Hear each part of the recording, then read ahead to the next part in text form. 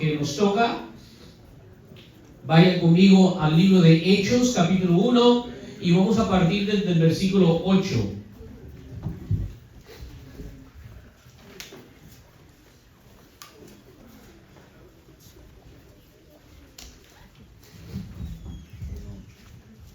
Hoy quisiera, y como les digo, bajen las expectativas, para así entonces quizás si las están bajas podemos cumplirlas. Independiente de eso, estoy muy emocionado yo también de traer este mensaje, esta serie, no solo porque va a ser de edificación para ustedes, sino también porque sé que será de edificación para mí en mi estudio y preparación privados. Una de las bellas cosas de predicar y exponer la santa palabra de Dios es de que uno también aprende. Muchas personas piensan que los que predican es porque ya lo saben todo y entonces tienen como que transmitir la información de un cerebro al otro. No, nosotros como ustedes estamos también aprendiendo. Y el estudio nos obliga a detenernos en todas estas cosas y tener una reflexión mucho más profunda que el estudiante. Es decir, a veces el maestro aprende más porque tiene que con más cuidado y reflexión pensar en lo que va a enseñar. Así que es de bendición para mi vida y una vez más, esto es algo que ablanda mi corazón, hablando sobre la persona del Espíritu Santo. Lo que vamos a hacer para no perder la práctica de una predicación expositiva, no queremos vagar tomando un versículo aquí o lo más. Lo que vamos a hacer es que vamos a realmente exponer, realmente lo que vamos a hacer es que vamos a exponer la carta de Hechos. Vamos a estudiar el libro de Hechos. Ahora, esto va a estar ligado obviamente con la obra del Espíritu Santo y ustedes van a ver por qué. Así que realmente vamos a estar estudiando sobre la carta de Hechos y hoy quisiera comenzar este 27 de abril 2024, Día del Señor, bajo el título El Reino Instaurado. El Reino Instaurado. Vamos a partir desde Hechos capítulo 1, versículos 8. Dice así la palabra de Dios, en el nombre del Padre, del Hijo y del Espíritu Santo. Pero recibiréis poder cuando el Espíritu Santo venga sobre vosotros y me seréis testigos en Jerusalén, en toda Judea y Samaria y hasta los confines de la tierra. Amén. Oramos. Padre bueno y santo, perfecto y justo, te pedimos que en esta hora me ayudes, especialmente, oh Señor, en vista de mi debilidad y en vista de la debilidad de mis oyentes. Somos hombres y mujeres sujetos a la pereza, a la distracción, al afán, a un sinnúmero de cosas que pueden, oh Señor, distraernos y nos perdemos lo que tú quieres decirnos. Así que te pedimos, Señor, danos oídos para escuchar, danos mentes para entender y corazones deseosos para recibir, oh Señor, de tu palabra sana instrucción. Ayúdame no solo hoy, sino el resto de esta serie, así como me ayudaste en la última serie que estuvimos hablando sobre la resurrección de los cuerpos. Ayúdame ahora al hablar, oh Señor, sobre la persona y obra del Espíritu Santo en base al libro de Hechos. Expone esta carta, oh Dios, a los ojos de esta iglesia. Exponla. Oh Señor, sé tú el expositor por medio de tu Espíritu Santo. Todo esto te lo pedimos en el nombre de Cristo Jesús. Amén y amén. Pueden tomar asiento. Comencemos con un poquito de información biográfica o logística acerca del libro de Hechos. Para antes de entrar al contenido, primero entender el contexto, ¿verdad? ¿Quién es el autor? ¿Por qué lo escribió? Etcétera, etcétera. El libro de los Hechos, junto con el Evangelio de San Lucas, acuérdense que tenemos 4 evangelios, Mateo, Marcos, Lucas y Juan. Este libro de los Hechos, junto con el Evangelio de San Lucas, son los 2 libros más largos del Nuevo Testamento. Según el erudito Bruce Metzger, él dice: habían llenado cada uno un rollo de papiro ordinario de 31 a 32 pies de largo. Sin duda, esta es una de las razones por la que Lucas y Hechos se publicaron en 2 volúmenes en lugar de uno solo. Entonces, ¿por qué vinculo estos dos libros del Evangelio de San Lucas y el libro de Hechos? Bueno, porque esta realmente es una unidad literaria. Realmente Hechos es la secuela, por así decirlo, de la narrativa del Evangelio de Lucas. Lucas y Hechos, al inicio, cuando son escritos, se entendía como una unidad literaria. Es el mismo autor que escribe tanto Lucas como Hechos, con la misma intención y dirigido al mismo destinatario. Hablemos un poco sobre el autor, Lucas. Déjenme traerles aquí alguna información de lo que nos dicen los padres tempranos de la iglesia. Jerónimo, en el siglo IV, nos dice lo siguiente acerca de Lucas. Dice él: Lucas era médico de Antioquía, como indican sus escritos. Entonces, Antioquía, acuérdense, es esta Antioquía de Siria, donde por primera vez se le llama a los discípulos de Cristo cristianos, y de allí parte el apóstol Pablo para sus viajes misioneros. Dice el Jerónimo: Lucas, médico de Antioquía, como indican sus escritos, no era inexperto en el idioma griego. De hecho, se cree que Lucas, tanto el Evangelio y Hechos, es el griego, uno de los griegos, en términos de literatura, es el griego más refinado del Nuevo Testamento. Dice, era seguidor del apóstol Pablo y compañero de todos sus viajes. Escribió un evangelio, del cual el mismo Pablo dice: y enviamos juntamente con él al hermano cuya alabanza en el evangelio se oye por todas las iglesias. Esa cita 2 Corintios 8:18. Y a los Colosenses, cita después Colosenses 4:14, dice: os saluda Lucas, el médico amado. Es decir, esto está dentro de la misma escritura, que era un médico. Y a Timoteo, después cita 2 Timoteo 4:11, dice: solo Lucas está conmigo. También escribió otro excelente volumen al que antepuso el título Hechos, Praseón, en griego, de los apóstoles. Una historia que se extiende hasta el segundo año de la estancia de Pablo en Roma, es decir, hasta el cuarto año del emperador Nerón, del que aprendemos que el libro fue compuesto en esa misma ciudad. Entonces, el libro de Hechos, una vez más, es el mismo autor del Evangelio de San Lucas. Lucas, el médico amado, colaborador del apóstol Pablo, y parece ser que lo escribió en la ciudad de Roma en esos últimos años, cuando Pablo, antes de ser sacrificado bajo el emperador Nerón, estaba predicando el Evangelio allí. Y de hecho, vamos a ver que así precisamente termina este libro. Eusebio de Cesarea, otro gran padre temprano de la iglesia, yo creo que como unos 80, 90 años antes de Jerónimo, escribe lo siguiente: Lucas, que nació en Antioquía y era médico de profesión, estando en su mayor parte relacionado con Pablo y familiarizado con el resto de los apóstoles, nos ha dejado en 2 libros inspirados los institutos de ese arte de curación espiritual que él obtuvo de ellos. Uno de ellos es su Evangelio, el otro son sus Hechos de los Apóstoles, que compuso no a partir de lo que había oído de otros, sino de lo que él mismo había visto. Entonces, vemos aquí que Lucas no solamente ha escuchado de lo que los apóstoles están haciendo, sino que siendo un íntimo colaborador del apóstol Pablo, y no solo de él, sino de los otros apóstoles, él es un testigo ocular de muchos de los eventos que él nos va a estar narrando en el libro de Hechos. Y como les dije, él es el que permanece. Al final, Pablo en su segunda carta de Timoteo le dice a Timoteo: todos me han abandonado, pero ¿qué dice de Lucas? Él está todavía conmigo. Entonces él estuvo con Pablo hasta que le cortaron la cabeza. Hasta el último momento Lucas estuvo allí. Entonces parece ser como que el Evangelio de San Lucas aunque Lucas está familiarizado con todos los apóstoles, parece ser como que es más el Evangelio desde el ángulo del apóstol Pablo.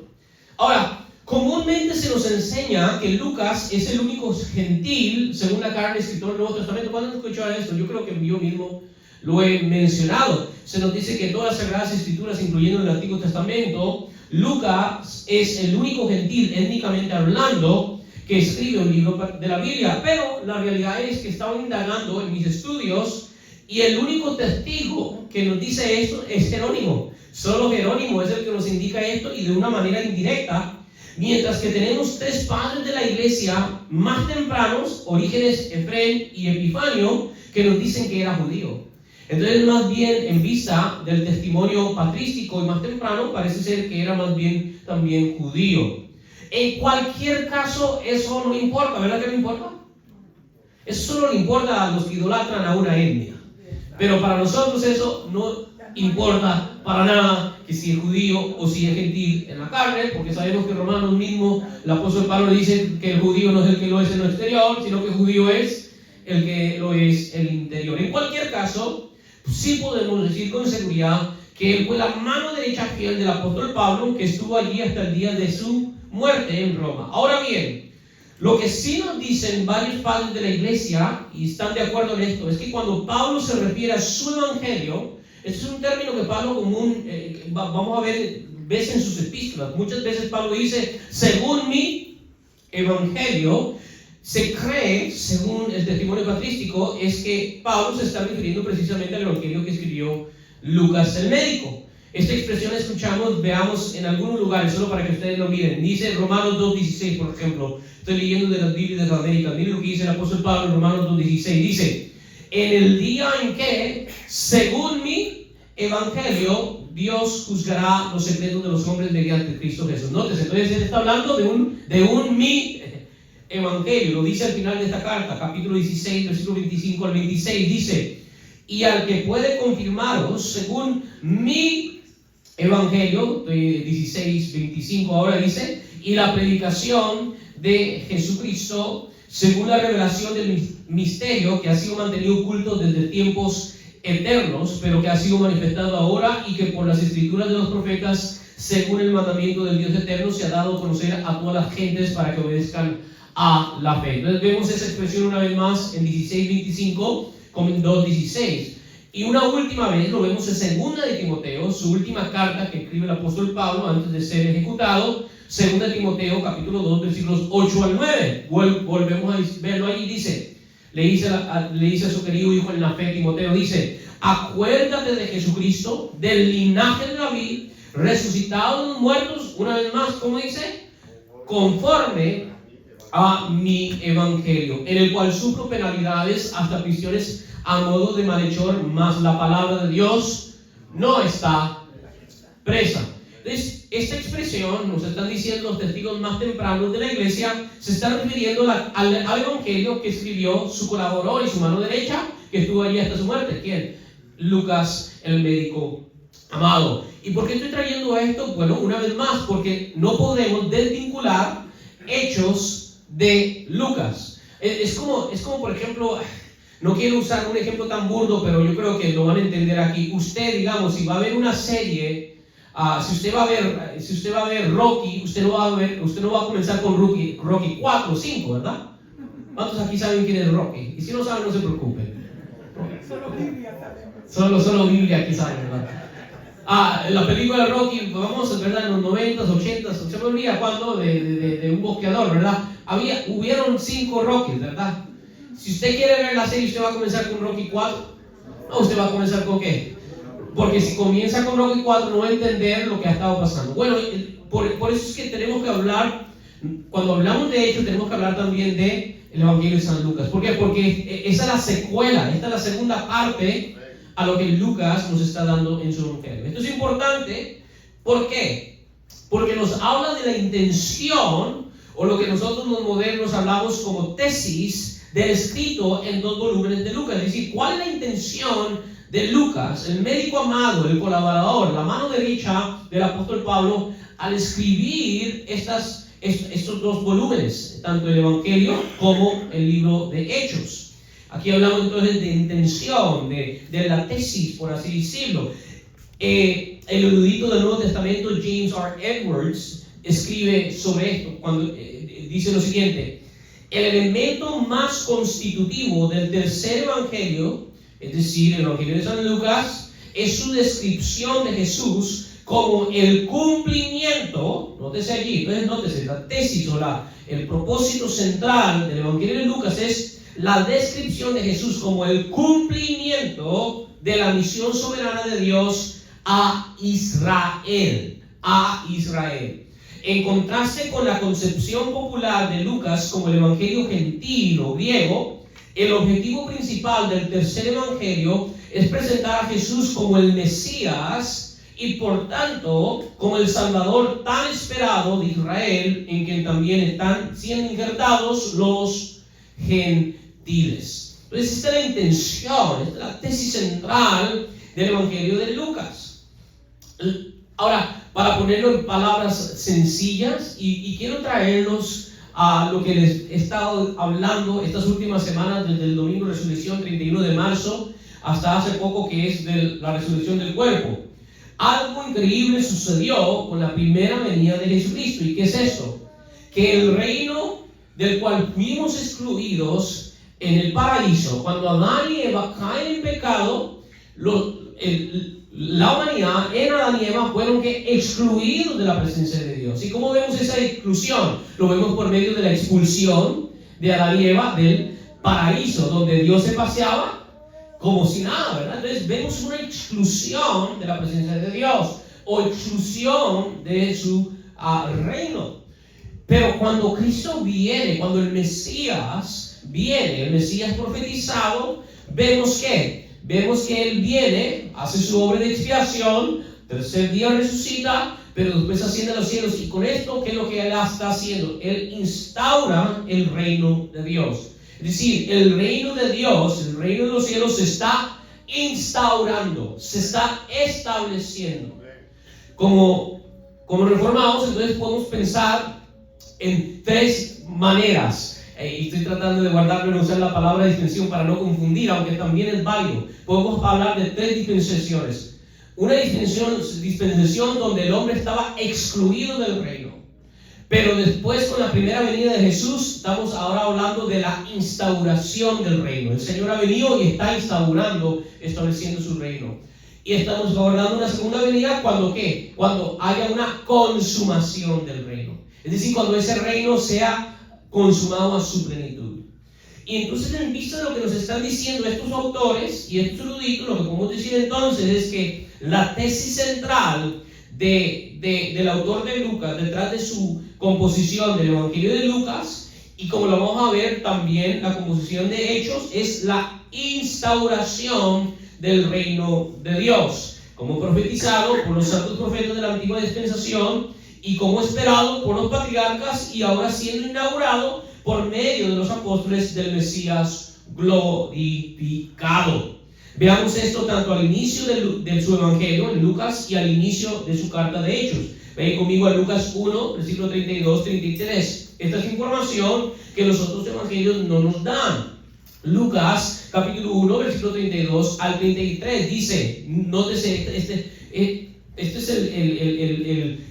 la intención, el propósito central, que es que el cumplimiento de Dios a Israel por medio de Cristo Jesús. Dice, esto es cuando al ángel Gabriel se le aparece a la Virgen desposada, ¿verdad? Todavía no había conocido hombre, y le dice, vas a tener un hijo. ¿Y qué le dice? Este será grande y será llamado Hijo del Altísimo, y el Señor Dios le dará el trono de su padre David. Entonces, nótese, independientemente que si Lucas es gentil o judío, no importa. Lo que Lucas nos está diciendo, lo que los profetas han estado diciendo, es decir, que Dios va a restaurar la nación de Israel, Dios va a restaurar el pueblo de Dios, se está cumpliendo ahora en la persona de Cristo Jesús.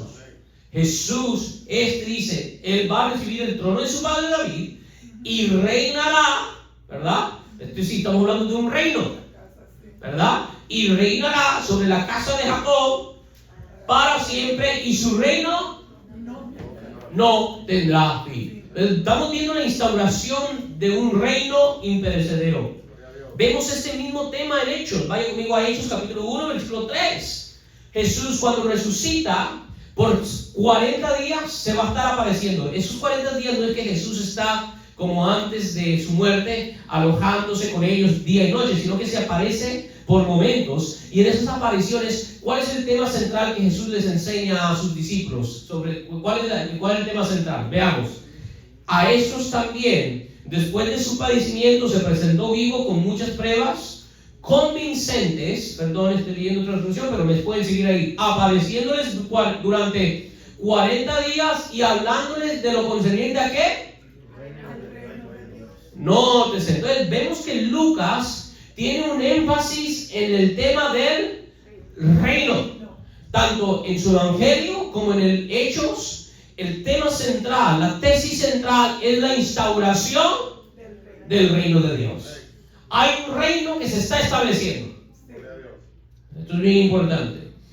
Ahora, nótese el tema común en los dos prólogos. Nótese el tema común en los dos prólogos, la cuestión del reino. En el Evangelio de Lucas nos introduce primero a ¿qué? ¿El rey o el reino?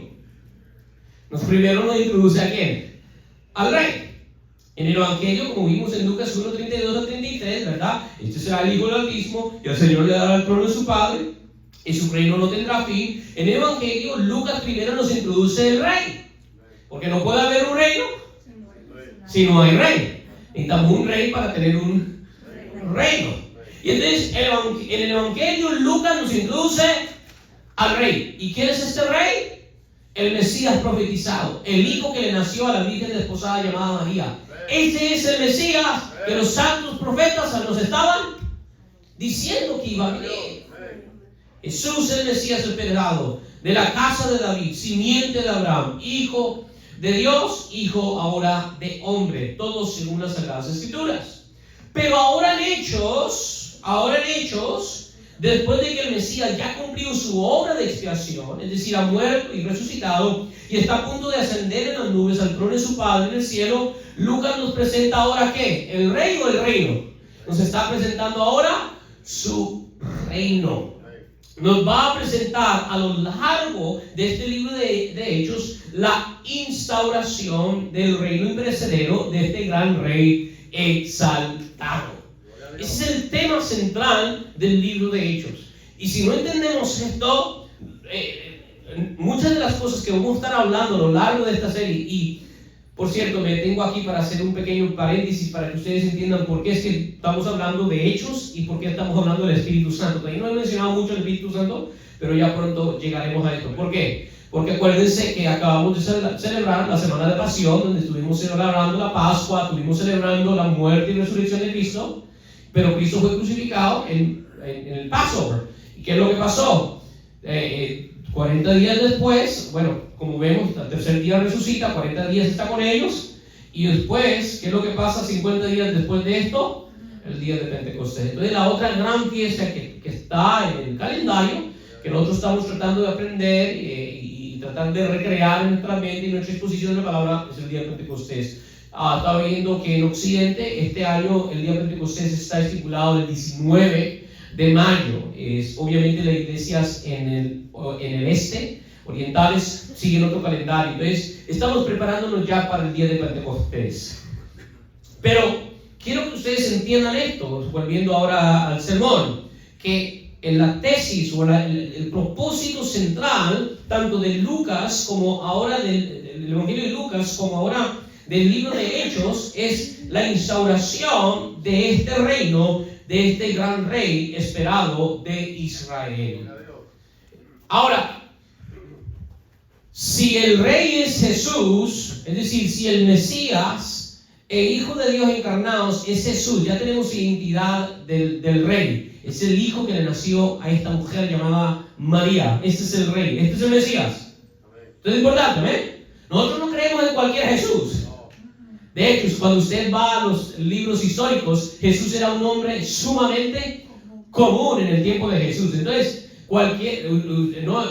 muchos dicen, usted solo tiene que creer en Jesús. Sí, pero hay que creer en el verdadero Jesús. En el Jesús que le nació a esta mujer llamada María. Porque a la profecía se cumple en ella. Y una virgen concebirá y dará luz a un hijo, y su nombre será llamado Emmanuel, que es Dios con nosotros. No es cualquier Jesús, ¿verdad? Entonces, importante, vemos, Lucas nos identifica en su evangelio, este es el Mesías, este es el rey, este es el heredero del trono de David. En él se cumple la promesa que Dios le dijo a David, que nunca faltará un hijo tuyo que no esté sentado en el trono. ¿Y en qué se cumple? En Jesús. Jesús ahorita está sentado a la diestra de Dios Padre, reinando como rey soberano, no solo en el cielo, sino también en la tierra. Por lo tanto, él se le llama Rey de Reyes y Señor de Señores. Sin embargo, hablemos ahora entonces de su reinado. Es decir, porque el reinado ahora nos lo va a introducir Lucas en Hechos. ¿Quiénes son los agentes de la instauración de este poderoso reino en la tierra? Si el rey es Jesús, ¿quiénes son los agentes del rey para que su reino se establezca? ¿Y quiénes son esos? ¿Ah? Bueno, sí, la iglesia, pero retrocedamos un poco más. A ver, ¿cuál es el fundamento de la iglesia? Los apóstoles. Los apóstoles. De hecho, el título original de este libro no es simplemente Hechos, sino Hechos de los apóstoles. Yo no sé si en su Biblia lo tiene así, pero no son los hechos de cualquier persona, son los hechos de los apóstoles, que son ¿quiénes? Los agentes del rey que ahora están siendo comisionados a instaurar, establecer el reino de Dios. Y así es como terminan los evangelios. Vayan y hagan discípulos a todas las naciones, es decir, vayan y establezcan el reino de los cielos sobre la tierra. Y por cierto, esto es algo tan central a la militancia, al propósito, a la razón de ser de la iglesia, que está allí en el puro inicio de la oración que el Señor Jesús, es decir, nuestro Rey, nos enseñó a dirigir al Padre. ¿Cómo es que comienza la oración? Padre nuestro que estás en los cielos. Es decir, ¿a dónde es que reina el Padre? En los cielos. ¿A dónde está su dominio? En los cielos. Pero que inmediatamente el Señor, el Rey de este reino también, como hijo heredero, que Él nos enseña, santificado sea tu nombre, venga, ¿qué? Venga, es decir, establezcase tu reino. Tu reino que ahorita está en el cielo, establezcase ahora, ¿dónde? En la tierra. Eso es algo que la iglesia hoy en día, debido a las faunas de Darby, ha perdido por completo. Piensan que no, nosotros no estamos, he escuchado varios en estos últimos meses, nosotros no estamos llamados a cristianizar, y esto de pastores mucho más élites que yo no soy digno de ser ni siquiera anciano en sus iglesias, pero yo he escuchado decir, la iglesia no está llamada a cristianizar a las naciones. La iglesia no está llamada a cristianizar a las naciones. La iglesia no está llamada a dar testimonio de Cristo, pero las naciones necesitan ser cristianizadas. Hermano, eso contradice completamente lo que el rey le ha comisionado a sus apóstoles, y es que vayan y hagan discípulos a todas las naciones. No dice vayan y den testimonio, no, vayan y hagan discípulos, ¿verdad? De todas las naciones, enseñándoles que guarden todas las cosas que yo he mandado. Entonces vemos que el libro de Hechos, entonces vamos a ver los agentes del rey haciendo precisamente esto. Si en Lucas vemos al rey, en los Hechos vamos a ver a los agentes del rey, llevando su reino a todas las naciones. Ahora, al inicio de este libro de Hechos, los apóstoles todavía no entienden, o como decimos nosotros los mexicanos, y todavía me identifico como mexicano. Yo crecí en la frontera con Sonora, México, entonces todavía hay mexicano en mí. Como decíamos los mexicanos, los apóstoles al inicio de esta carta de Hechos todavía no agarraban la onda. Todavía no entendían de qué consistía la naturaleza de este reino. ¿Y cómo sabemos que ellos todavía no entendían la naturaleza de este reino? Bueno, porque una de las maneras que podemos indagar sobre lo que más alguien ama o quiere saber es en la última pregunta que puede hacer. A mí, imagínense que 3 años ha estado Jesús con ustedes y han escuchado de Él todo tipo de doctrina. Ustedes han recibido de Cristo, de sus propios labios, todo tipo de doctrina. Ustedes saben ya de la Trinidad, ustedes ya saben de la divinidad de Cristo, ustedes ya saben de la resurrección de los cuerpos, etc. Y ahora aquí está el Cristo resucitado, y está a punto de ascender, y tiene su oportunidad para hacer una última pregunta. Imagínense, ¿cuál pregunta le haría a usted, Jesús? Digamos, ok, Jesús dice, ok, me voy. ¿Tienen una pregunta más? ¿Cuándo regresa? Esa es muy buena pregunta. ¿Cuál pregunta usted le harían? ¿Quieren ver cuál fue la pregunta que los apóstoles le hacen a su rey? Vaya conmigo al versículo 6, capítulo 1 del libro de Hechos. Vamos a ver qué es lo que ellos tenían en su mente. Versículo 6 dice, entonces los que estaban reunidos le preguntaban diciendo, entonces apenas antes de que la nube lo tomara, ¿verdad? Es como Jesús diga, bueno, ¿tienen todavía alguna duda sobre alguna doctrina? A ver, de hecho, la última pregunta. ¿Y qué le preguntan? ¿Cuándo restaurarás en este tiempo el reino a... tengo allí. Entonces, nótese, en el versículo 3 del libro de Hechos 1 ya nos está diciendo que esos 40 días, ¿cuál es el tema central que Jesús les está hablando a ellos? Sobre el reino. Y ahora, antes de ascender, ¿cuál es la pregunta que todavía ellos no tienen claro? Es que, ¿cuándo vas a establecer el reino de Israel?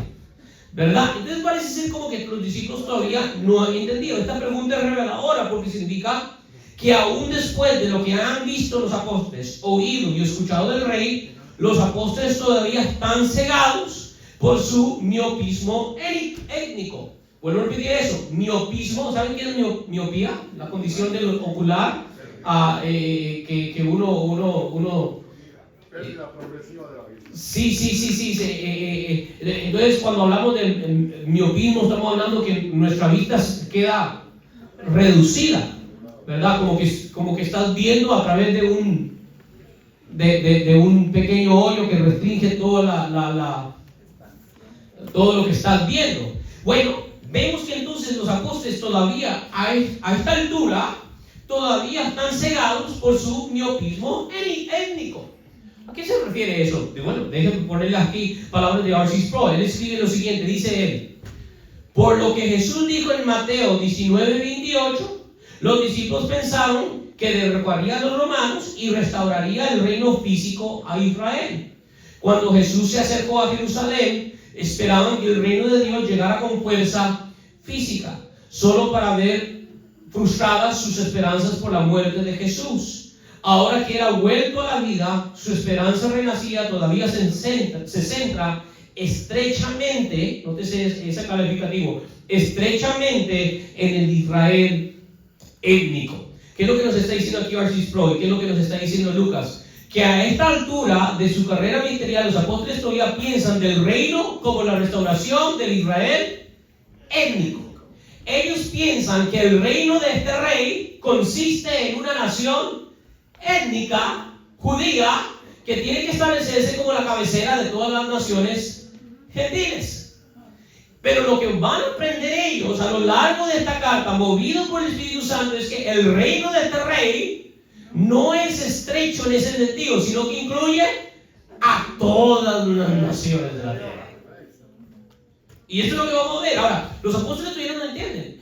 ¿Cómo sabemos que los apóstoles todavía no lo entienden? Sencillo, Dios tiene que mandarle al apóstol Pedro la misma visión varias veces. ¿Por qué? Porque si no le manda la visión, cuando Cornelio, el centurión romano, le manda a sus siervos a que vengan a que le explique el evangelio, que más de seguro que lo que iba a hacer Pedro como un judío bien celoso de sus tradiciones. Él mismo le dice cuando llega a la casa de Cornelio, dice: ustedes saben cuál es abominable para un judío estar aquí cometido con ustedes. Pero el Señor me dio una vida y yo, si yo fuera con él, yo no hubiera sacado Pedro. Mejor mando a traer a Juan o a Timoteo. No, Timoteo no estaba ahí, Tomás. Pero ¿qué es lo que pasa? Usted lee en el libro de Hechos capítulo 10 que mientras, digamos, con él le explica: yo tuve un sueño, miré a un Simón de Jope, etcétera, te mandamos a traer. Entonces comienza a predicarles el evangelio, comienza a predicarles acerca de Jesús. Y mientras Pedro está sencillamente compartiendo las narraciones del evangelio, qué es lo que pasó con Jesús, qué es lo que pasa con toda esa casa gentil romana, son bautizados con el Espíritu Santo. Y me encanta porque al final de ese capítulo 10 dice que mientras ellos están hablando en lenguas, Pedro y los judíos que habían llegado con él dijo: entonces también la promesa es para los gentiles.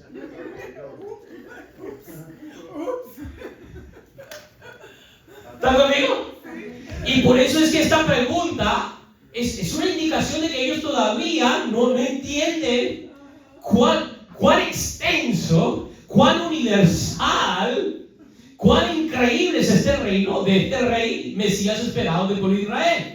Este reino no solo va a incluir a esa pequeña tierra de Judea, por la cual hoy se están peleando ahorita israelitas y palestinos. No. El reino de este Mesías es todas las naciones de la tierra.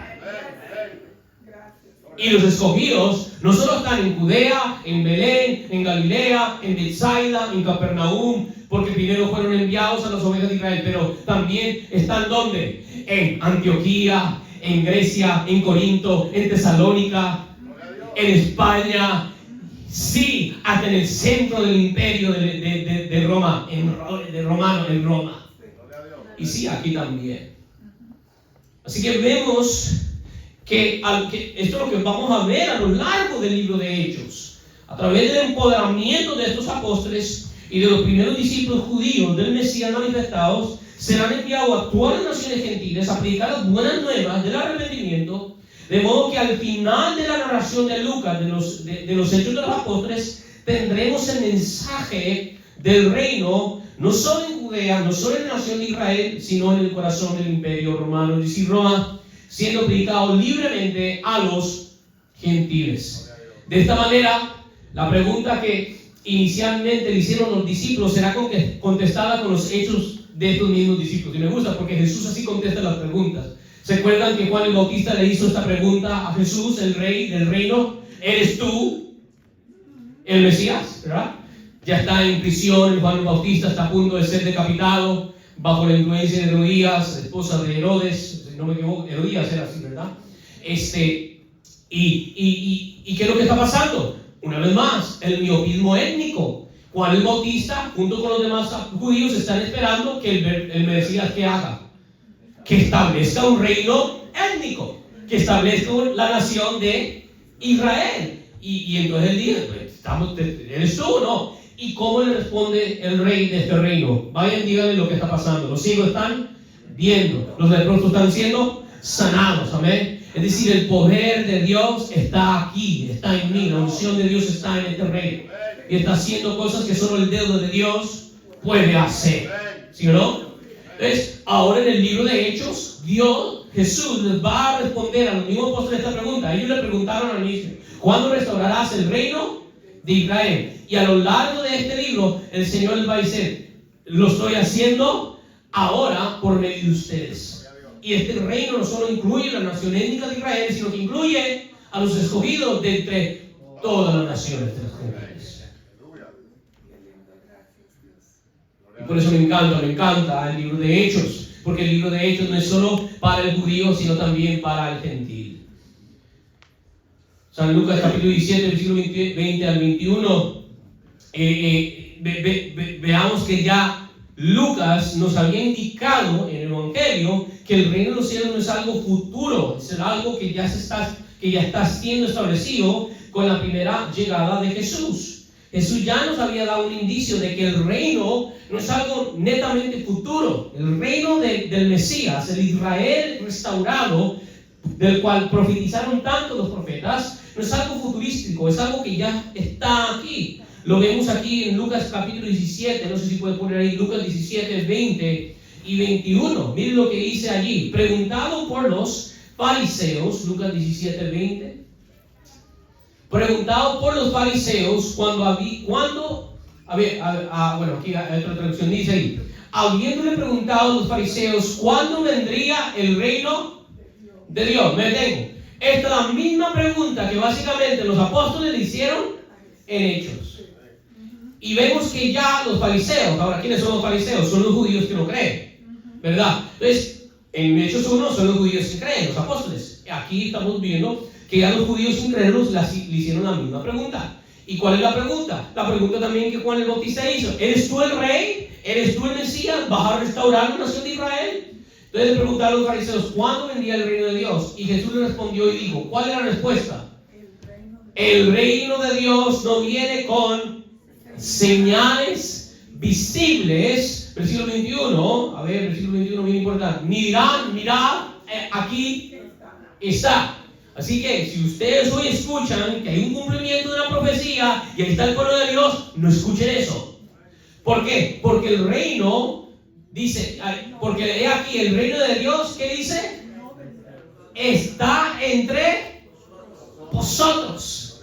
¿Qué significa? El reino ya está aquí. Ahora, hablemos.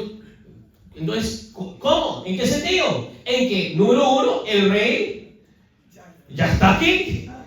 Y dos, este rey, después de resucitar y antes de ascender, va a comisionar a sus discípulos para que establezcan el reino en todas las naciones de la tierra. Y entonces, la escatología judía hasta el día de hoy es igual, por cierto, los incrédulos. La escatología judía era de un reino visible, bien militar y rápido, que se iba a establecer de un solo. Y el Señor iba a reinar. Pero lo que el Señor está diciendo, no, el reino mío, número uno, ya está aquí y la mayoría de la gente no se ha dado cuenta. Pero va este reino lenta y progresivamente se va a estar ¿qué? Asentando y estableciéndose. Una vez más, veamos esa diferencia. Vaya conmigo a Lucas, por ejemplo, capítulo 19, versículo 11. Veamos cómo es que los judíos esperaban este reino, la instauración de este reino. Lucas capítulo 19, 11, mira lo que dice. Lucas capítulo 19, 11, ¿cómo es que dice? Oyendo ellos esta parábola, ahora ya no está hablando de los judíos incrédulos, está hablando de sus propios discípulos. Dice: prosiguió Jesús y dijo una parábola por cuando estaba cerca de Jerusalén. Entonces Jesús estaba al norte en Galilea, predicando en Capernaum, Betsaida, todo esto, y está a punto de acercarse a Jerusalén. ¿Y qué es lo que están pensando los discípulos cuando Jesús está a punto de acercarse a Jerusalén? Bueno, si Él es el Mesías, si Él es el Rey que está profetizado, si Él está acercándose a Jerusalén, ¿qué está por hacer? Agarrar el poder de los romanos, establecer la nación judía y establecer el reino que los profetas dijeron. Miren, y ellos pensaban que el reino de Dios se manifestaría. Ellos estaban pensando en lo mismo, ¿verdad? Igual, cuando el Señor montado sobre un asno entra a Jerusalén, ¿qué es lo que la gente está esperando? De hecho, nos dice uno de los evangelios en el día 4 de los 4, dice que estaban a punto de hacerlo rey. Y cuando Jesús ve que lo están a punto de hacer rey, ¿qué es lo que hace Jesús? Se retrocede. ¿Por qué? Porque lo que nos está enseñando a Él es que el reino de Él, número uno, no está restringido, limitado nada más a la nación judía. Es decir, el Israel que visionaron los profetas del Antiguo Testamento, lo vamos a ver tan claramente en las próximas semanas, en cómo los apóstoles interpretan estas cosas. ¿Cómo es que los apóstoles interpretan, digamos, cuando Joel 2 habla de la futura restauración de Israel? Vamos a ver cómo los apóstoles lo interpretan. Este reino no solo consiste en la nación étnica, y dos, es un reino que su establecimiento va a ser algo lento, no va a ser inmediato. No va a venir con un ejército y con un capitán amando el Mesías junto para ahora sí establecer. No. Va a ser algo que va a ser casi como imperceptible. Pero al tiempo vamos a ver que cada palabra que Cristo, el Rey, dijo no va a caer vacía a la tierra. ¿Y cómo sabemos esto? Porque, como dijo un historiador, lo que pasó en Judea cuando Cristo vino a morir, nadie en Roma se dio cuenta. Es decir, fue algo que es como que si ahorita pasara algo en el Sudán y nadie aquí en Estados Unidos sabe. Pero ¿qué es lo que pasa? Hoy 2000 años, ¿y qué es lo que pasa? Hay cristianos en todas las naciones, iglesias en todos los barrios. Dios mío, solo en este edificio hay como 5 iglesias. Tome su fruta, ¿cuál quiere? Mango, piñado, lo que sea. Pero vemos que el reino de los cielos ciertamente se ha estado instaurando. De hecho, cuando Jesús muere, los discípulos estaban desanimados porque una vez más estaban esperando un rey, todavía tenían ese miopismo. Váyase ahí al capítulo 24-21 de Lucas, capítulo 24, versículo 21. Mire cómo estaban los dos discípulos que iban en camino a Emaús y todos decepcionados. ¿Por qué dice? El capítulo 24, versículo 21, ¿ese es el 21? Seguro dice. Ahí está, ok. Pero, entonces, yo prediqué sobre esto el día de resurrección, ¿se acuerdan? Cuando Jesús se aparece, ¿verdad? Ese domingo en la mañana, María Magdalena, después se aparecen los dos discípulos en camino a Emaús. Dice, miren lo que le están diciendo estos discípulos. Una vez más, esto es parte del grupo que seguía a Jesús. Jesús resucitado está aquí, le está hablando con ellos, todavía no revela su identidad. Dice, pero nosotros esperábamos que Él era el que había de redimir a Israel. Y ahora, además de todo esto, hoy ya es el tercer día que esto ha acontecido. En otras palabras, no restaura la nación de Israel. Una vez más, los apóstoles todavía y los discípulos a este momento de su carrera ministerial todavía están enfrascados, todavía tienen esa escatología judaica donde piensan que el reino del Mesías consiste en una nación judía y solo en Israel. Y ellos Por cierto, una vez más, tengo mala noticia, esto se ha vuelto una escatología de muchos cristianos hoy en día. Y esto es horrendo. Y esto es triste. Y esto es triste. Y esto es triste porque este no es el reino de Cristo. El reino de Cristo consiste no en una Jerusalén terrenal, que como lo dice el Pablo en el capítulo 4, está bajo esclavitud, sino en la Jerusalén celestial, la cual es nuestra madre y nosotros somos sus hijos libres. Esto es increíble y por eso es que cuando ahorita está siendo instaurado este reino, hablemos de la consumación. Por eso es que el libro Apocalipsis, capítulo 20 y 21, cuando habla de la consumación de este reino, ¿qué es lo que nos dice? ¿Que la Jerusalén va a ascender de la tierra al cielo? No, sino que la nueva Jerusalén va a ¿qué? A descender. Es la Jerusalén de Dios, el reino de Dios no está allá, sino está allá, y por medio de su iglesia se está estableciendo a lo largo del mundo.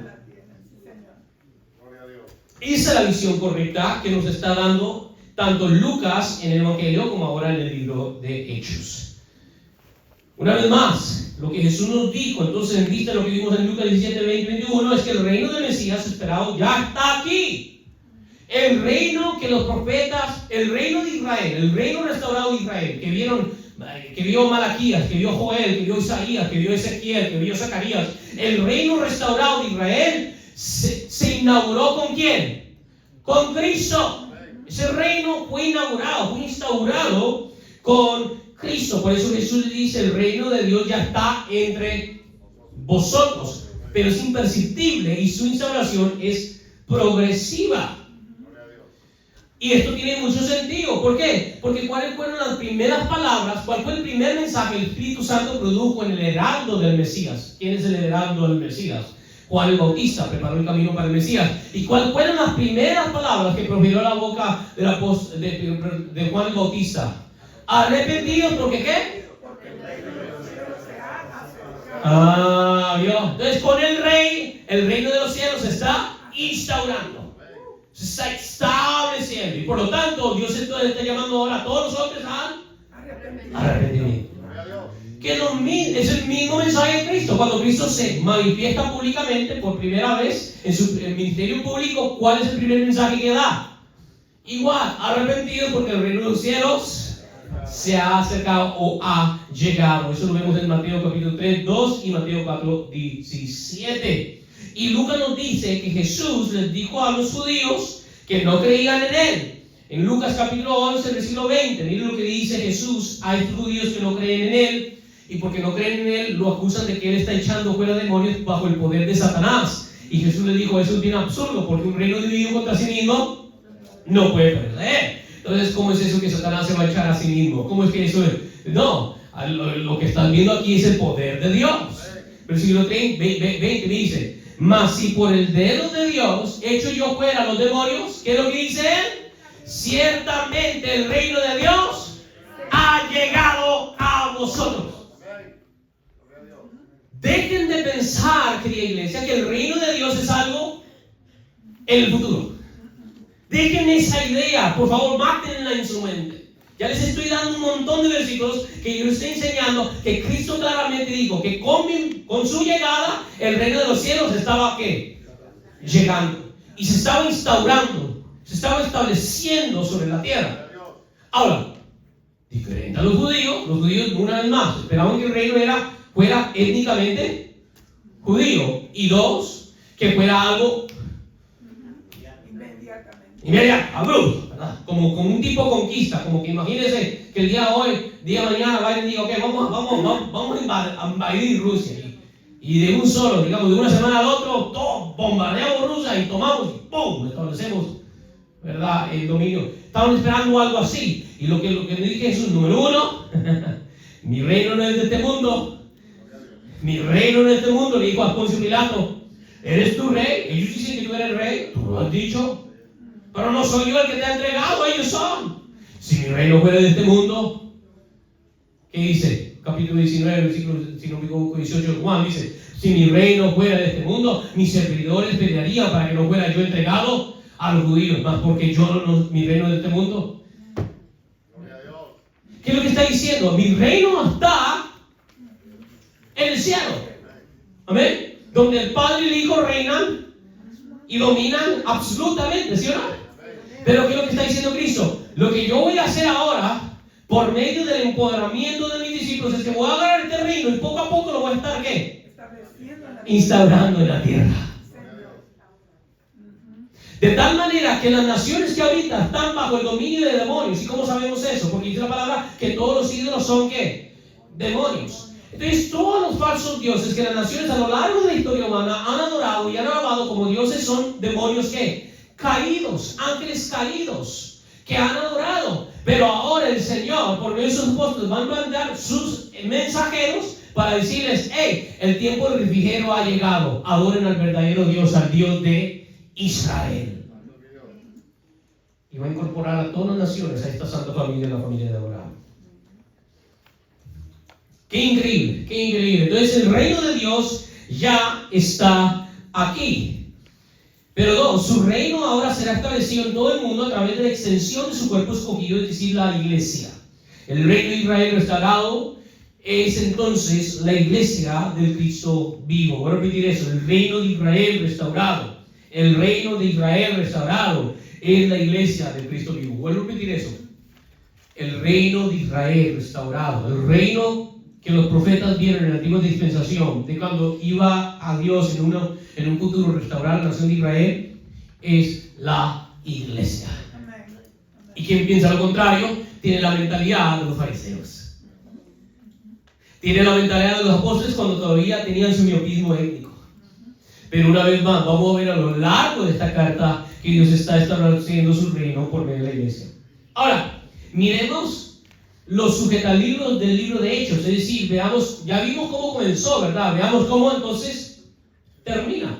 En Hechos 1, como vimos, Jesús les habla a los discípulos sobre el reino en sus apariciones durante 40 días, eso lo vimos en el versículo 3. Y el día de su ascensión, los discípulos le preguntaron: ¿cuándo restaurarás el reino de Israel? Eso lo vimos en el versículo 6. Entonces vemos que claramente el tema central de esta carta desde el inicio es el reino de los cielos, es el reino de Israel, es el reino de Dios en la tierra. Ahora miremos cómo acaba el libro de Hechos de los Apóstoles. Vayan conmigo a Hechos capítulo 28, veamos los últimos dos versículos. ¿Cómo es que termina el libro de Hechos? Okay. ¿A dónde comienza el libro de Hechos? ¿En qué nación? Israel. ¿Y quiénes son los discípulos? Étnicamente hablando, judíos, ¿sí o no? Ahora veamos cómo es que termina el libro de Hechos. Y ojalá podamos llegar allí a aterrizar en unos cuantos meses. Yo le voy a dar esta carta todo el verano. Vayan conmigo a ver cómo es que termina la carta, ¿verdad? Despegamos desde Judea con puros judíos. ¿Y cómo es que termina la carta? Y Pablo permaneció 2 años enteros en una casa que alquilada, y recibía a todos los que a él venían, predicando el reino de Dios y enseñando acerca del Señor Jesucristo. ¿Cómo? Ahora, no nos dice a dónde está, pero ¿a dónde está ahora Pablo? ¿A dónde está? Bueno, váyase al versículo 16. No, parece ser como que no saben dónde está. A ver, váyase al versículo 16. ¿A dónde es que está? No está en el PT ni en New York City. ¿A dónde es que está? ¿A dónde es que termina? Ya, en el puro centro del imperio gentil. Entonces el reino se está expandiendo. Mira, veamos desde 16. Y no puedo terminar el resto de las notas, por lo menos veamos aquí. Dice: cuando llegamos, versículo 16, cuando llegamos, ¿a dónde? Entonces, el reino comenzó instalándose ¿a dónde? En Israel, en Judea, ¿verdad? Pero el reino y su extensión ahora está llegando ¿hasta dónde? A Roma, en el puro centro del imperio, la superpotencia de ese entonces. Dice: y el centurión entregó a los presos al prefecto militar, pero a Pablo se le permitió vivir aparte con un soldado que le custodiase. ¿Y qué hizo Pablo? Versículo 17. ¿Qué hizo Pablo?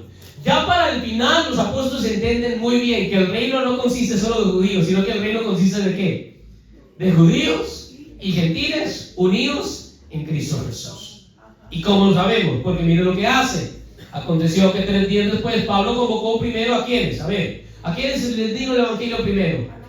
A los judíos primeramente, y luego a los gentiles. Por lo tanto, convoca a los principales judíos, a los cuales luego que estuvieron reunidos les dijo: yo, varones hermanos, no habiendo hecho nada contra el pueblo, está hablando ahí del pueblo étnico de Israel, la nación israelita, ni contra las costumbres de sus padres, he sido entregado preso desde Jerusalén en manos de los romanos, los cuales habiéndome examinado me querían soltar por no haber en mí ninguna causa de muerte. Entonces me tengo allí. ¿Quiénes están siguiendo a Pablo? ¿Ah? Los judíos étnicos. ¿Y quiénes están custodiando, es decir, guardando a Pablo? Y esto es lo que vamos a ver a lo largo de esta carta de Hechos. Vamos a ver una inversión donde la sinagoga ahora se vuelve la perseguidora del reino de Dios, que es ¿qué? La iglesia. Vamos a ver una lucha a lo largo del libro de Hechos, una lucha entre la sinagoga y la iglesia, porque ambos reclaman lo mismo. Ambos dicen: yo soy el pueblo de Dios. Tanto la sinagoga está reclamando: no, nosotros somos los verdaderos hijos de Abraham. Y ahora la iglesia, por medio de los apóstoles, está diciendo: no, los verdaderos hijos de Abraham son los que tienen la fe de Abraham. Gálatas capítulo 3. Y Abraham creyó y le fue contado por justicia. Por lo tanto, debemos saber que los que son de fe, estos son los verdaderos hijos de Abraham.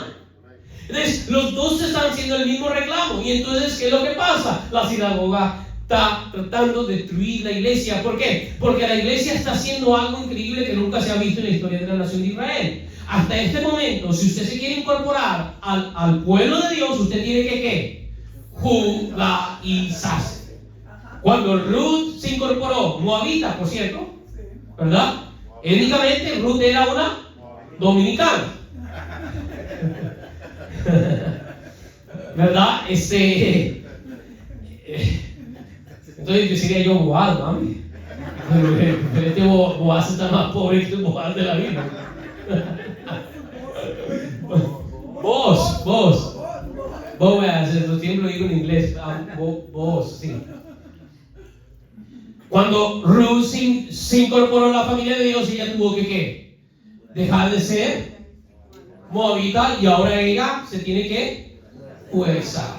¿Amén? ¿Están conmigo?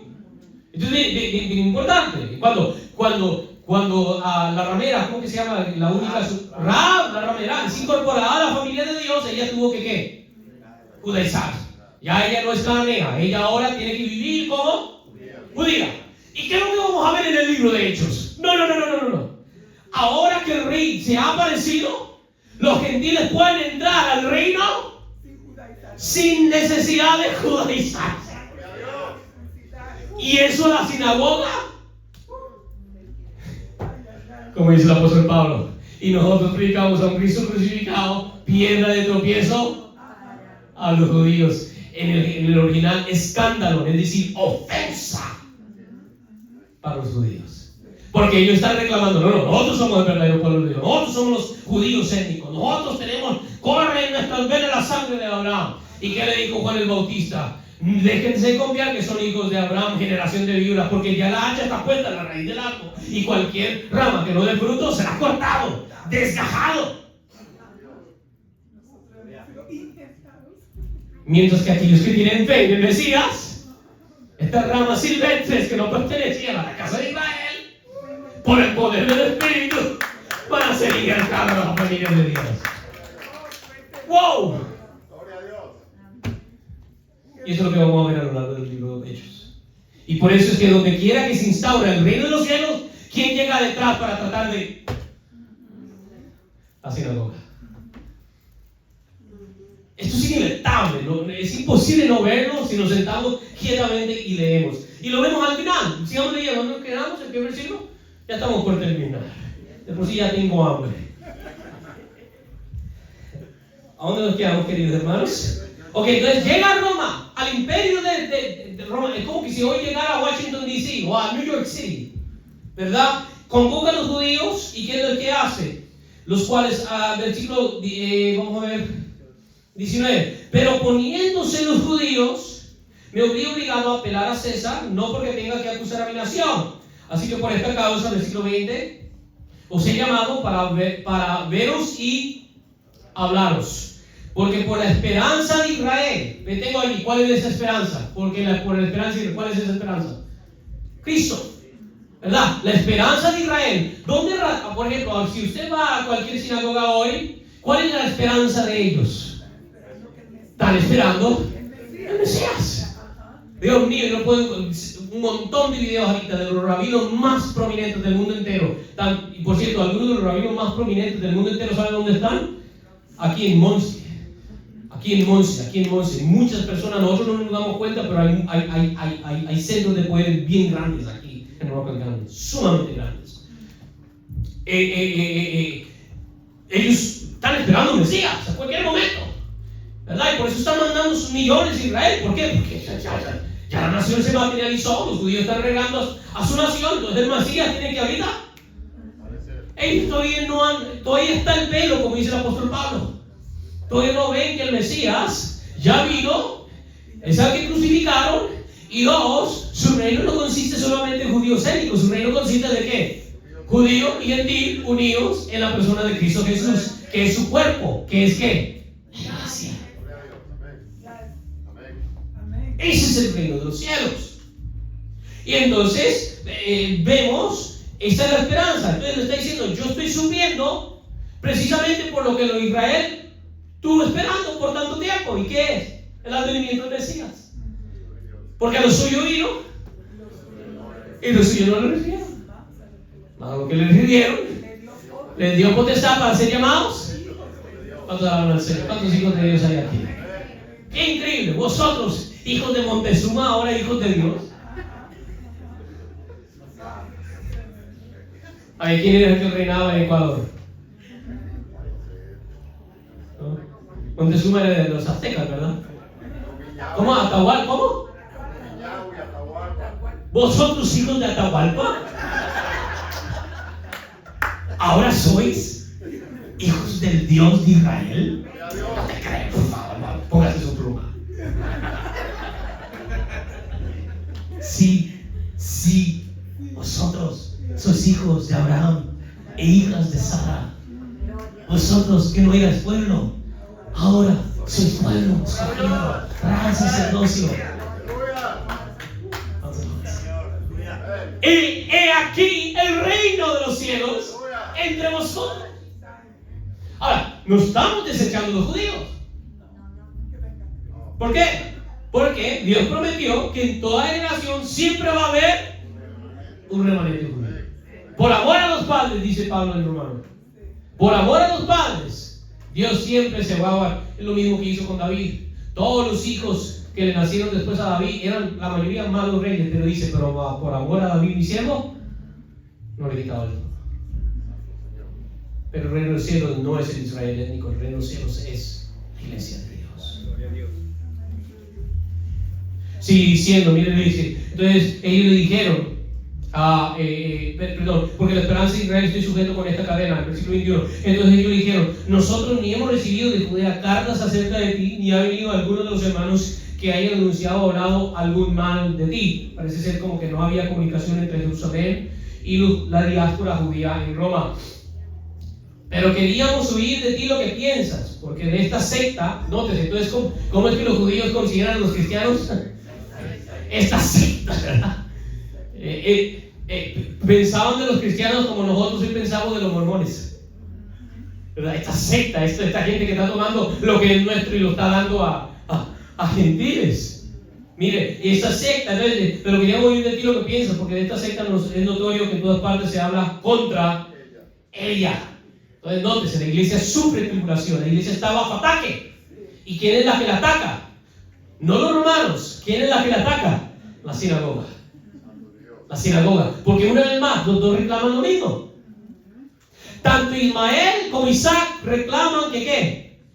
Son hijos de Abraham. Y entonces él dice, no, la herencia es mía. Y el otro dice, no, la herencia es mía. ¿Y qué es lo que nos dice Pablo en la alegoría de Sara y Agar, en el capítulo 4 de Gálatas? ¿Quiénes son tipificados por Ismael? ¿El Israel étnico o el Israel espiritual? El Israel étnico. ¿Y quién es tipificado por Isaac? ¿El Israel étnico o el Israel espiritual? Y los dos se están acusando. Porque es cierto, según la escatología judía, nosotros somos Esaú, somos Ismael, somos los malos, ¿verdad? Pero se invierten estas cosas. Entonces, nótese, Y habiéndole señalado un día, vinieron a él muchos a la posada, a los cuales les declaraba. Entonces Pablo les declara a judíos étnicos y les testificaba acerca de ¿qué? Versículo 23, que esto está hablando ahí a estos judíos en Roma, en el puro centro del imperio. ¿Están ahí conmigo? Versículo, es que no está aquí. Y habiendo señalado, dice, un día vinieron a él muchos a la posada, a los cuales les declaraba y testificaba que el reino de Dios desde la mañana. Entonces, si alguien dice que yo predico muy larga, salvados que Pablo no es el pastor de esta iglesia.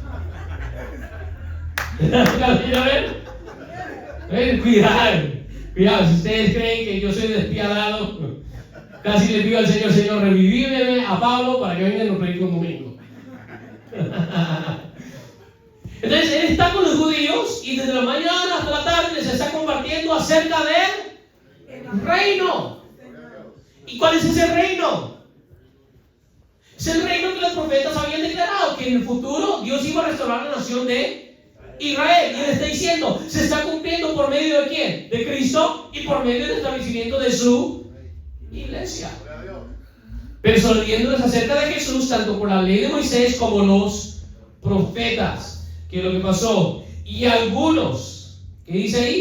Y algunos asentían a lo que decían, pero otros, esto es de entre los gentiles o de entre los judíos. Entonces vemos que de los judíos solo pocos van a creer. Pero sigamos leyendo. Dice, y como no estuvieron de acuerdo entre sí, al retirarse les dijo Pablo esta palabra. ¿Qué les dice? Lo mismo que San Esteban, el primer mártir de la iglesia, le dijo antes de que lo apedrearan. ¿Y qué es? Bien habló el Espíritu Santo por medio del profeta Isaías a nuestros padres diciendo: ve a este pueblo y dile, de oída oiréis y no entenderéis, y viendo veréis y no percibiréis, porque el corazón de este pueblo se ha engrosado. Ahora, aquí está hablando específicamente ¿a cuál pueblo? Al pueblo judío étnico. Y con los ojos oyeron pesadamente, y sus ojos han cerrado, para que no vean con los ojos y oigan con los oídos y entiendan de corazón y se conviertan, y yo los sane. Es decir, en vuestra incredulidad no es que Dios ha fallado, es que la palabra de Dios está cumpliendo. Versículo 28. Sabed pues, después de que les enseña eso, sabed pues que a los gentiles es enviada esta salvación de Dios, y ellos sí van a oír. Entonces, no, Señor. Es decir, a ustedes, miren, desde la mañana hasta la noche les estoy tratando de enseñar con la Tanaj, con la Torah, comenzando con Moisés y yendo profetas, que Jesús es el Mesías, que la iglesia es su reino restaurado, y con costo todos se convirtieron. Y les dice Pablo, esto no agarró a Dios de sorpresa, como dijo Darby. Dijo que Dios quería salvar a los judíos y no quería salvar, entonces Dios tuvo que decir, bueno, tengo que buscar un pueblo de algún lugar. No, queridos hermanos, la iglesia no es el paréntesis, no es el plan B de Dios. Dios no tiene plan B, Dios no tiene paréntesis. Dios sabía lo que iba a hacer, que por medio de la incredulidad de la mayoría, no de todos, sino de la mayoría, el evangelio iba a llegar. Entonces ahora a todas las naciones. Versículo 28. Entonces, después de alejarse de ellos, dice, y cuando hubo dicho esto, ¿qué es lo que pasó en el versículo 29? Los judíos se fueron teniendo gran discusión, y hasta el día de hoy discuten. Pero gloria sea al Señor, porque entonces terminamos aquí. Y Pablo permaneció 2 años enteros en una casa alquilada y recibía a todos los que él. ¿Y quién está pidiendo? Romanos. Y acuérdense, Roma es la capital, entonces ahí hay personas de toda parte del mundo y están llegando a la casa alquilada, que el mismo centurión le dio, le dijo, no te voy a poner en seco, no te voy a poner en cárcel. Mira, ahí está una casa, quédate ahí, predica, y así debajo de la cobija te traigo a la iglesia. Porque realmente no debería haber pasado eso, él debería estar en la cárcel para aguantar su veredicto. Pero él está y predica. ¿Y qué predica? Versículo 21. ¿Qué predica? Predicando el reino de Dios. Es el mismo mensaje de Juan el Bautista. Arrepentidos porque el reino de Dios Es el mismo mensaje del Mesías, pero arrepentido porque el reino de los Dios se ha. Y ahora es el mismo mensaje de los santos apóstoles diciéndoles no solo a los judíos, sino a los gentiles arrepentidos, porque el reino de Dios no solo es para los judíos, sino también para todo aquel que cree. Y enseñando acerca del Señor Jesucristo, cómo lo hacía en Roma, cómo predicaba. En Jerusalén, cómo que predicaban.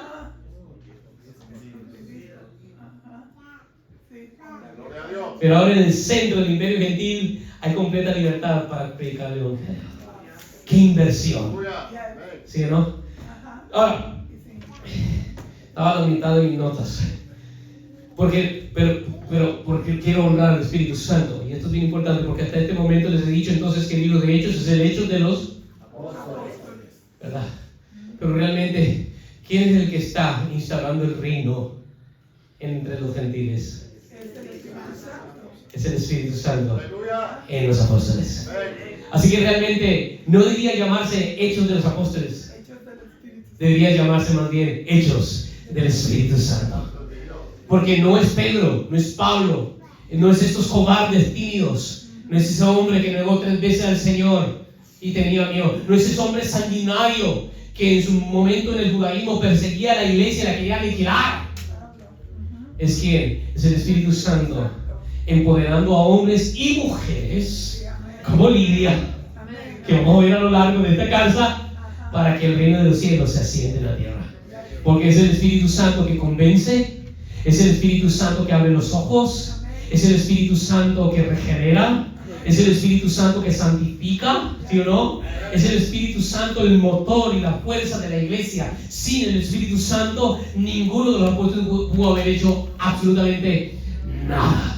Así que el protagonista del libro de Hechos, el que se lleva toda la alabanza y toda la gloria y toda la honra, el que debe ser dignificado y verse majestuosamente a lo largo de la carta de los Hechos, no es el apóstol Pablo, sí, lo honramos, no es el apóstol Pedro, sí, lo honramos, es el Espíritu de Dios, el Espíritu Santo. En la ley y los profetas, Dios Padre se revela. En los evangelios, Dios Hijo se revela. Y ahora en el libro de los Hechos, el Espíritu Santo se está manifestando al mundo entero. Y el Espíritu Santo no es solo para la nación judía, sino para todo aquel que cree. Así que aquellos que han sido llenos y bautizados por el Espíritu Santo, van a hacer sobre sus pies y hacemos una oración con su alma, Señor. Qué increíble historia, hermanos, esto se va a poner bueno. Vamos a entrar en este libro y Dios mío, esto va a ser, yo creo que vamos a entrar a aguas profundas y nos vamos a ahogar. Pero prefiero ahogarme en las aguas del Espíritu que en las aguas del mundo. Oramos. Padre bueno, Padre bendito, Padre, no permitas que la pequeñez que nuestros ojos miran aquí en esta iglesia, muchas veces queremos juzgar el mover tuyo por lo que nuestros ojos ven. Y me imagino que así en parte se sentían los discípulos cuando estaban en aquel aposento alto y dice, y habían solo 120 reunidos. ¿Dónde aquella multitud, 5,000 que recibió pan del Mesías? ¿Dónde aquella otra multitud de 4,000 o 3,000, sin contar hombres, niños y mujeres? ¿Dónde la muchedumbre de multitudes de gente que le seguían a lo largo de 3 años? He aquí solo un pequeño remanente quedó, 120. Pero Señor, 120 con la unción y el poder de tu Espíritu Santo es más que suficiente para trastornar el mundo entero. Como dijeron los judíos en la ciudad de Tesalónica, he aquí estos que trastornan el mundo han venido acá. Sí, Señor, tu reino está trastornando los planes, las maquinaciones de Satanás. Está robándole terreno que antes estaba bajo el dominio de los demonios. Como Pablo dice a los atenienses, por mucho tiempo Dios ha tolerado vuestra ignorancia, pero ahora Dios está llamando a todas las naciones al arrepentimiento. Señor, sigue despojando al enemigo de todo territorio. Oramos, oh Señor, para que todas las naciones del mundo, todo pueblo, toda tribu, toda lengua, todo clan, todos, Señor, no es que bello, no hay discriminación en tu reino. En tu reino, diferente a los reinos de los hombres, no discrimina. En el reino del Tercer Reich solo alemanes entraban. En el reino de los otomanes solo musulmanes, árabes entraban. Los reinos de los hombres tienden a discriminar. Esta misma nación por mucho tiempo discriminó. Pero el reino imperecedero del Mesías invita a todos a la mesa. Invita a todos, a los tribus indígenas, a los africanos, a los europeos, a los asiáticos, a grandes y pequeños, pobres y ricos, hombres y mujeres, judíos y gentiles. Y los hace sentar a la mesa del Rey de Reyes y les dice: aquí hay también un campo para ustedes. Señor, gracias por invitarme a mí, gracias por invitar a mi amada esposa, gracias por invitar a mis hijos, gracias por darnos una invitación a nosotros. Señor, ya podemos probar los aperitivos, ya podemos probar ciertos destellos de tu reino aquí en esta tierra por medio de tu iglesia, pero sabemos que será aún más glorioso cuando tu Hijo vuelva a la tierra. Mientras tanto te pedimos, danos fuerza para luchar. No permitas, oh Señor, que la iglesia se vuelva tibia, pasiva, indiferente, y comienza a decir: no hay necesidad de movilizar, no hay necesidad de militar. Señor, por ese mismo espíritu de milicia que hubo en los apóstoles, en nosotros. Ese mismo espíritu de milicia de la iglesia primitiva, que aún ante las bocas de los leones y la espada de los gladiadores no apostataba su fe, sino que la vociferaba y llamaba a todos los hombres a la fe. Déjanos militar. Oh Señor, la bandera que nosotros levantamos no es la bandera de naciones humanas, la bandera que nosotros levantamos es la bandera de Cristo, del Cordero de Dios, una bandera blanca empapada con la sangre de Él mismo. Una bandera que llama a todos al arrepentimiento. Señor, abre los ojos de todas las naciones. Sí, también oramos por la nación de Israel. Y por todos los judíos a lo largo de esta tierra, de este mundo. Aquí mismo, Señor, en Monsi y en los lugares, en todo este condado que parece ser como que se ha vuelto un enclave de ellos. Señor, abre los ojos. Y que crean, porque como dijo el apóstol Pablo, si por medio de su incredulidad vino salvación, cuánto más vendrá por medio de su fe. Oramos por ellos también, para que vean.